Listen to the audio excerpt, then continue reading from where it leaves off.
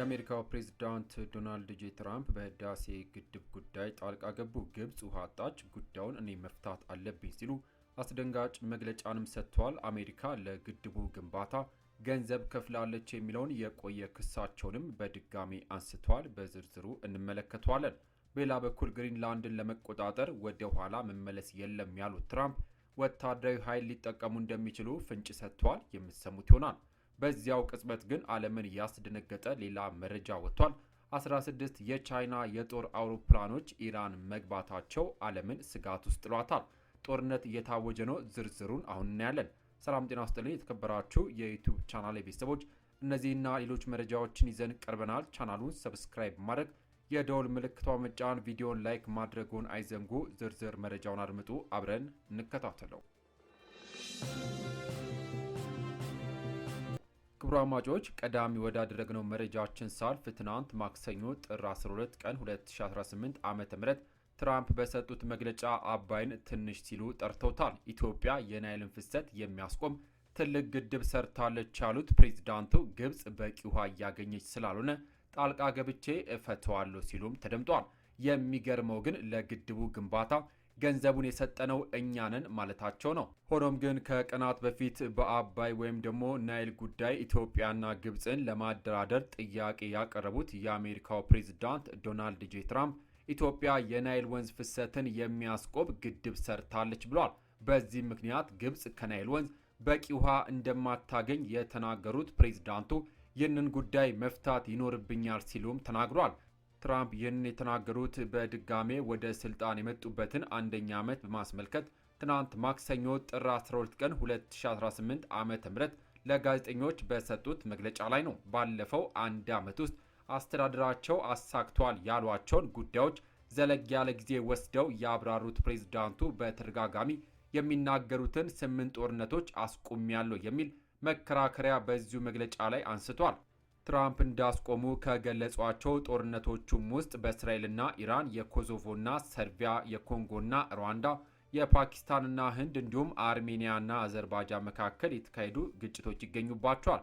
በኢትዮጵያና ግብጽ መካከል ሊነሳ ነበር ያሉትን ጦርነትም በዚያው ዝርዝር ውስጥ ተካቷል። እነዚህ ጦርነቶች ለመቋጨት የማይቻሉ ማለት የገለጹት ፕሬዝዳንቱ ለእያንዳንዱ ጦርነት የኖቤል ሽልማት ማግኘት ነበረብኝ ሲሉም ተደምጧል። ፕሬዝዳንቱ ከሚዘረዝሯቸው ከእነዚህ ግጭቶች ውስጥ አብዛኞቹ ለቀናት ብቻ የቆዩ ግጭቶችም ሲሆኑ በኢትዮጵያና ግብጽ መካከል ደግሞ አንድም ወታደራዊ እንቅስቃሴ አልተደረገም። ትራምፕ ግን በማክሰኞ ንግግራቸው ግብጽና ኢትዮጵያ በግድቡ ምክንያት ሊዋጉ ነበር፣ እኔ አስቆምኳቸው ብሏል። ኢትዮጵያ ውስጥ ናይል ከሚባል ትንሽ ወንዝ የሚመጣውን ፍሰት የሚያስቆም ግድብ ሰርተዋል ያሉት ፕሬዝዳንቱ አሁንም ቢሆን ይህንን ጉዳይ መፍታት እንዳለባቸው ተናግረዋል። ፕሬዝዳንቱ ሲቀጥሉ ሁልጊዜም ናይል ግብጽ ውስጥ እንዳለ ነበር የማስበው፣ ውቡ ናይል ከፒራሚዶች ጋር፣ እነርሱ ግን ግድብ ገነቡ ብሏል።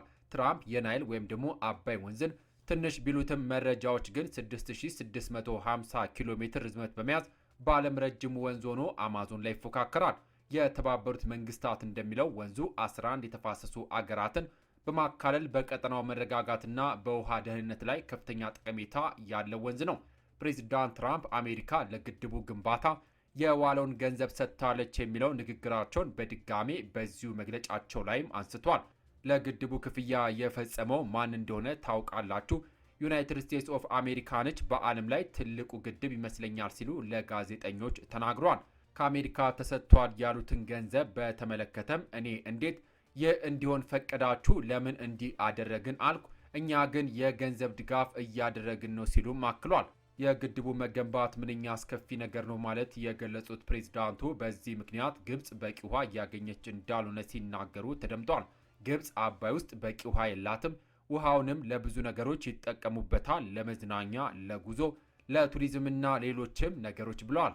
ትልቅ ግድብ አላቸው። አሁንም እሱንም ለመፍታት መስራት ይኖርብኛል ሲሉ እቅዳቸውን ገልጿል። ትራምፕ ይህንን በኢትዮጵያና በግብጽ መካከል የቁርሾ ምንጭ ስለሆነው የናይል ወንዝና የታላቁ ህዳሴ ግድብ በዚህ አይነት መልኩ ሲናገሩ የመጀመሪያቸው አይደለም።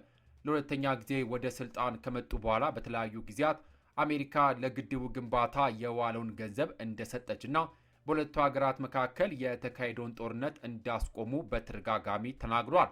በትራምፕ ስለሚነሳው የአሜሪካ የገንዘብ ድጋፍ ባለፈው ዓመት መጨረሻ ላይ ከቢቢሲ ጥያቄ ቀረበላቸው የውሃና ኢነርጂ ሚኒስትሩ ዶክተር ሀብታሙ ኢተፋ ይህ የህዳሴ ግድብ በኢትዮጵያ ህዝብና መንግስት ገንዘብ ነው የተገነባው የሚል አጭር ምላሽን ሰጥተው ነበር።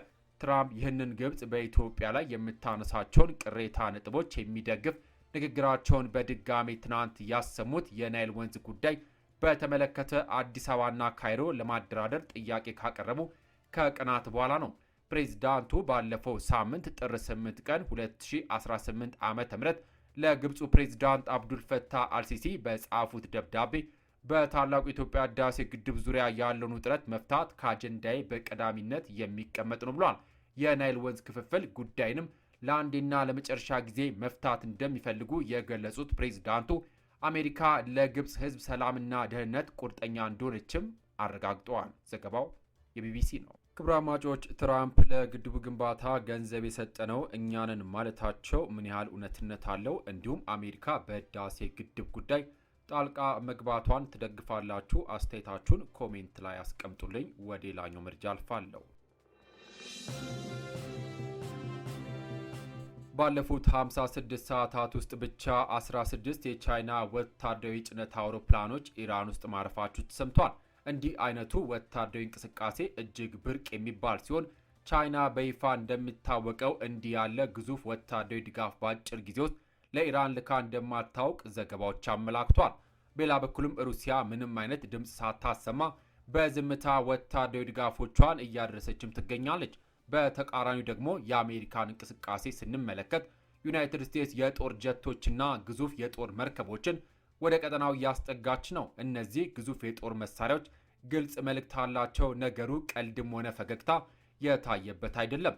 ሀያላን ሀገራት ወታደሮቻቸውና አውሮፕላኖቻቸውን፣ መርከቦቻቸውን በአንድ ጊዜ ማንቀሳቀስ ሲጀምሩ አብዛኛው ጊዜ ለልምድ ተብሎ የሚደረግ አይደለም። ይህም ትልቅ ጥያቄን ያስነሳል።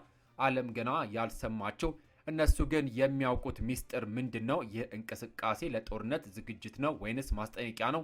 ወይስ ደግሞ ጫና የመፍጠር ስልት ነው? ነገሮች ከተበላሹና ግጭት ከተነሳ ግን በብዛት የሚጎዳው ማን ነው? ተራው ህዝብ ወይንስ ፖለቲከኞች? አፍሪካ እንዲህ አይነቱን ፊልም ከዚህ ቀደም አይተዋለች። ሀያላን ሀገራት በርቀት ይዋጋሉ። ለጦሱ ትርፉ ግን በሁሉም ዘንድ ይዳረሳል። የነዳጅ ዋጋ ይንራል፣ የምግብ ዋጋ ይጨምራል። በመጨረሻም ደካማ ሀገራት ዋጋውን ይከፍላሉ። የቻይና በአጭር ጊዜ ውስጥ ለኢራን ያስተላለፈችው ከፍተኛ ወታደራዊ ድጋፍ ነው። ሩሲያን በበኩሏ ድጋፏን የላከችም ሲሆን አሜሪካ ደግሞ የጦር አውሮፕላኖቿና መርከቦቿን በማከማቸት ላይ እንደምትገኝም መረጃው ጠቁሟል።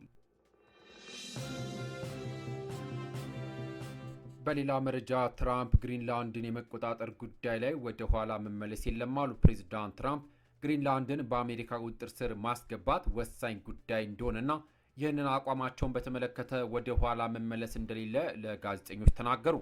ዋይት ሀውስ ውስጥ በተሰጠው ጋዜጣዊ መግለጫ ላይ ግሪንላንድን በተመለከተ ስራዎች በጥሩ ሁኔታ እየተካሄዱ መሆናቸውን የገለጹት ትራምፕ ውጤቱን በቅርቡ ታዩታላችሁ ብሏል። በግሪንላንድ ምክንያት ከኔቶ ጋር ያላቸውን ግንኙነት የሚያቋርጡበት ሁኔታ ይኖር እንደሆነ ከቢቢሲ የጠየቁት ትራምፕ በሁሉም መንገድ ለኔቶ የኔን ያህል የሰራ የለም በማለትም ተናግረዋል። ግሪንላንድን የተመለከተ ውሳኔያቸው ለዓለም ደህንነት ስለሚፈልግ ኔቶም ሆነ እኔ ደስተኞች እንሆናለን ሲሉም ገልጿል። ግሪንላንድን ለመጠቅለል ወታደራዊ ኃይል መጠቀምን በተመለከተ ትራምፕ ከምርጫቸው ውጪ አለመሆኑ የተነገረ ሲሆን በኤንቢሲ ኒውስ ኃይል ይጠቀሙ እንደሆነ ላቀረበላቸው ጥያቄ መልስ አልሰጥም ብለዋል። የግሪንላንድ የኢንዱስትሪና የተፈጥሮ ሀብት ሚኒስትር ናጃ ናታንየልሰን ለቢቢሲ እንደተናገሩት ግሪንላንዳውያን በትራምፕ ፍላጎት ግራ መጋባታቸውን በመግለጽ አሜሪካዊ መሆን እንደማንፈልግ በደንብ ግልጽ አድርገናል ብሏል። ይህ በእንዲህ እንዳለ ስዊዘርላንድ ውስጥ እየተካሄደ ባለው የዓለም ኢኮኖሚ ፎረም ላይ የፈረንሳዊ ፕሬዚዳንት ኢማኑኤል ማክሮን ባደረጉት ንግግር ዓለም ሕግ ወደሌለበት አቅጣጫ እያመራች ነው ማለትም አስጠንቋል። የካናዳው ጠቅላይ ሚኒስትር ማርክ ካርኒ በበኩላቸው አሮጌው ስርዓት ተመልሶ አይመጣም ሲሉም ተናግረዋል። ክቡራን አድማጮች የዛሬው መረጃዎቻችን እነዚህን ይመስሉ ነበር። ትራምፕ በህዳሴ ግድብ ጉዳይ ላይ የጀመሩት አዲስ እንቅስቃሴና የሀያላን ሀገራት ወታደራዊ ሽኩቻ ወዴት ያመራ ይሆን? እናንተስ በዚህ ጉዳይ ላይ ምን ትላላችሁ? አስተያየታችሁን ኮሜንት ላይ አስቀምጡልኝ። መረጃው ጠቃሚ ሆኖ ካገኛችሁት ላይክ ማድረጋችሁን እንዳትረሱ። እንደዚህ ያሉ ትኩስና ያልተሰሙ መረጃዎች በየቀኑ እንዲደርሳችሁ ደግሞ ቻናሉን ሰብስክራይብ ማድረግ የደወል ምልክቷን ይጫኑ። ከሰዓታት በኋላ በሌሎች በአዲስ መረጃ እስከምንገናኝ በያለንበት የዓለም ዳርቻ ቸር እንቆይ።